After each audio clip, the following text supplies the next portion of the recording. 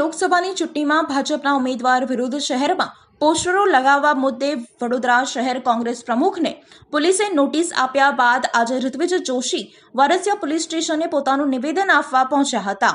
આગામી 7મી મેના રોજ યોજાનારી લોકસભાની ચૂંટણીમાં વડોદરા શહેર જિલ્લાના ભાજપના ઉમેદવાર તરીકે 2 ટર્મના સાંસદ રહી ચૂકેલા રંજનબેન ભટ્ટને રિપીટ કર્યા ત્યારથી જ ખુદ ભાજપની પાર્ટીના લોકોએ વિરોધ શરૂ કર્યો હતો અને હવે 2 દિવસ પહેલા રાત્રિ દરમિયાન શહેરના કારેલીબાગ તથા ખિસકોલી સર્કલે રંજનબેન ભટ્ટ મુખ્યમંત્રી તથા ભાજપના પ્રદેશ પ્રમુખ વિરુદ્ધ બેનરો લાગતા વડોદરાનું રાજકારણ ગરમાયું હતું।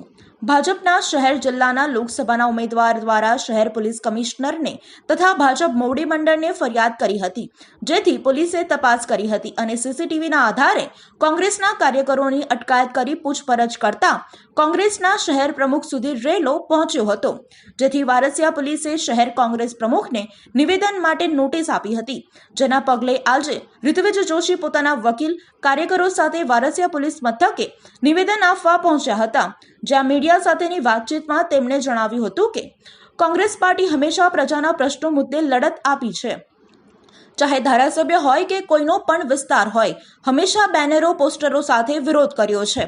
હરણી બોટ દુર્ઘટનામાં 14 લોકોના મોતના જવાબદાર મેયર મ્યુનિસિપલ કમિશનરને પોલીસે કેમ ન બોલાવ્યા?